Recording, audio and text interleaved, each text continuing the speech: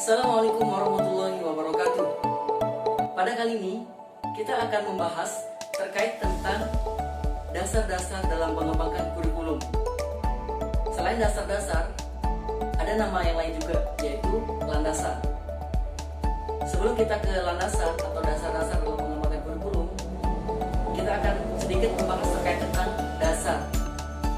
Kalau saya tanya kepada teman-teman, apa itu dasar? Mungkin teman-teman langsung berpikir bahwa dasar itu adalah suatu hal yang paling bawah. Ya, benar sekali. Diibaratkan seperti bangunan, ketika kita ingin membangun, tentunya kita harus memikirkan fondasi, landasan atau dasar dari suatu bangunan itu. Ketika fondasi, landasan, dan dasar itu menjadi sudah kuat, tentunya bangunan yang akan berdiri di atasnya itu tentunya menjadi kuat dan kokoh. Begitupun dengan kurikulum. Tentunya kurikulum, dalam mengembangkan kurikulum, kita harus menguasai atau mengetahui dasar-dasar atau landasan apa yang harus kita miliki sebelum mengembangkan suatu kurikulum. Dalam pengembangan kurikulum, ada 4 dasar atau landasan yang harus kita kuasai. Yang pertama ada landasan filosofis, yang kedua ada landasan psikologis, yang ketiga ada landasan sosiologis, yang keempat landasan ilmu pengetahuan dan teknologi. Tapi sebelumnya, di sini saya tidak sendiri dalam menjelaskan landasan tersebut, akan tapi saya ditemani oleh saudari saya, yaitu Irda Yusefah. Baik, kita akan masuk ke pembahasan, yaitu landasan-landasan atau dasar-dasar dalam mengembangkan kurikulum. Yang pertama yaitu landasan filosofis. Dari kata filosofis sudah kita ketahui bahwa filosofis itu berasal dari kata filsafat, yang artinya bahwa cinta akan kebijaksanaan atau cinta akan kebenaran. Sehingga dalam memperoleh suatu kebenaran, tentunya kita harus memperolehnya dengan cara berpikir yang mendalam, kemudian berpikir secara logis, sistematis, sehingga kebenaran itu dapat kita dapatkan. Begitupun dengan pengembangan kurikulum. Jadi sebelum kita mengembangkan kurikulum, harus disesuaikan dengan asumsi-asumsi yang didapatkan berdasarkan pemikiran yang mendalam, sistematis, dan logis, sehingga kurikulum itu bisa dikembangkan. Selanjutnya, dalam pendidikan filsafat dikenal ada 4 aliran yang mendasarinya. Yang pertama ada aliran idealisme, kemudian yang kedua ada aliran surrealisme, yang ketiga aliran pragmatisme, yang keempat ada aliran eksistensialisme.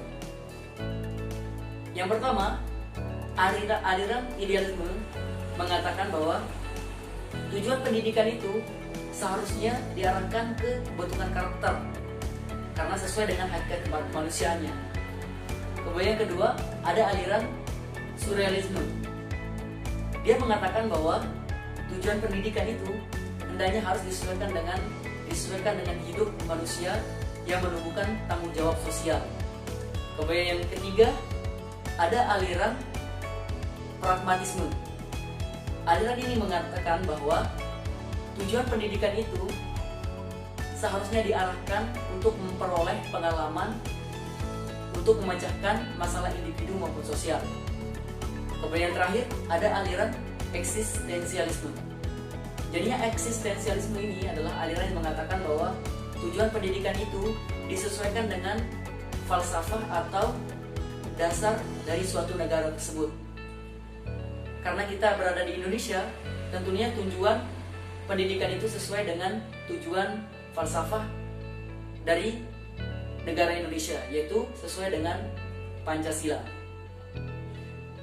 Sehingga kurikulum yang harus dikembangkan itu disesuaikan dengan nilai-nilai yang tercantum atau ada di dalam Pancasila.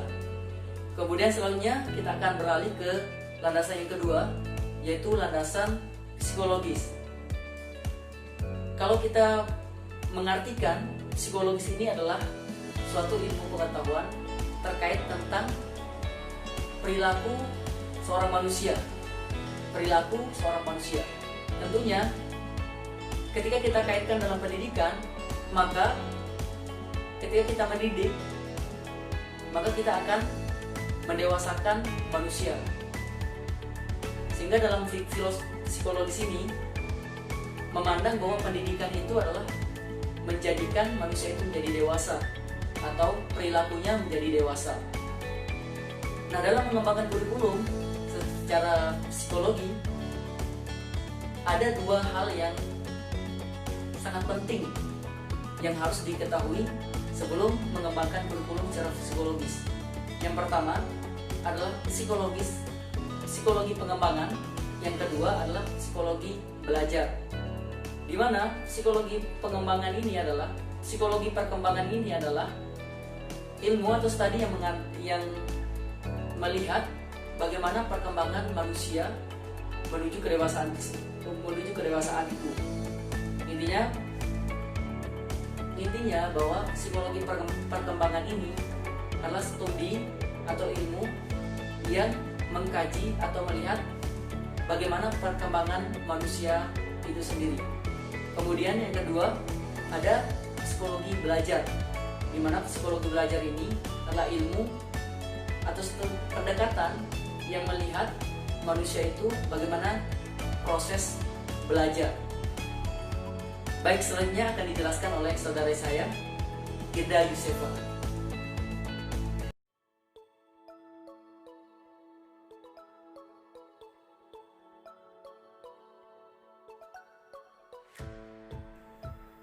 Baik, saya akan melanjutkan penjelasan mengenai 4 landasan pengembangan kurikulum, yaitu mengenai landasan sosiologi dan landasan iptek atau ilmu pengetahuan dan teknologi. Yang pertama yaitu landasan sosiologi.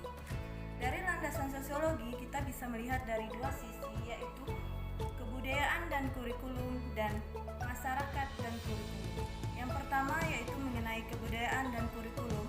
Sebagai pertimbangannya, yang pertama di mana individu lahir tidak mengenal kebudayaan, keterampilan, pengetahuan, dan lain sebagainya.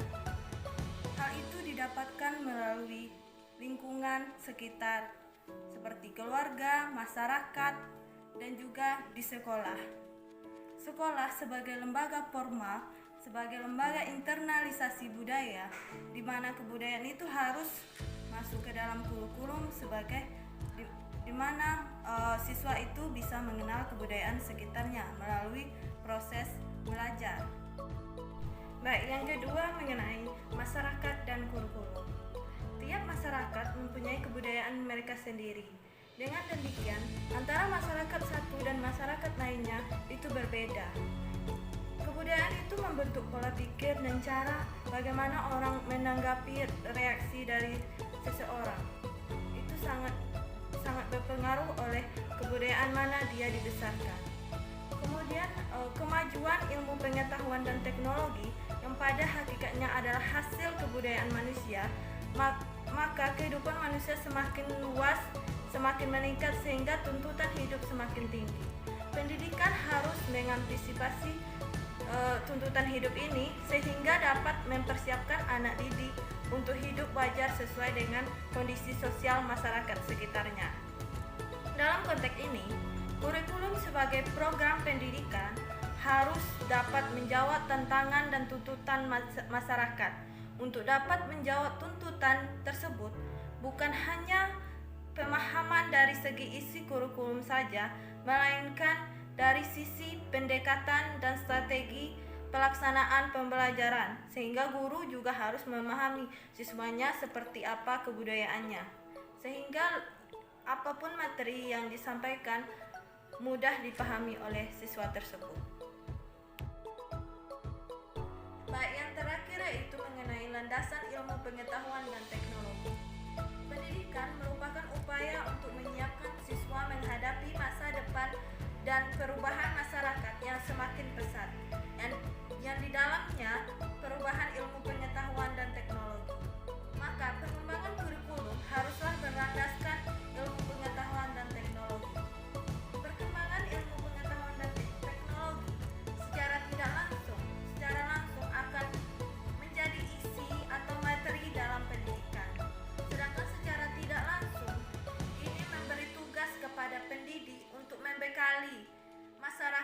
dengan kemampuan memecahkan suatu masalah yang dihadapi sebagai pengaruh dari perkembangan ilmu pengetahuan dan teknologi ini. Demikianlah penjelasan dari kelompok kami mengenai landasan pengembangan kurikulum. Lebih dan kurang kami mohon maaf. Wassalamualaikum warahmatullahi wabarakatuh.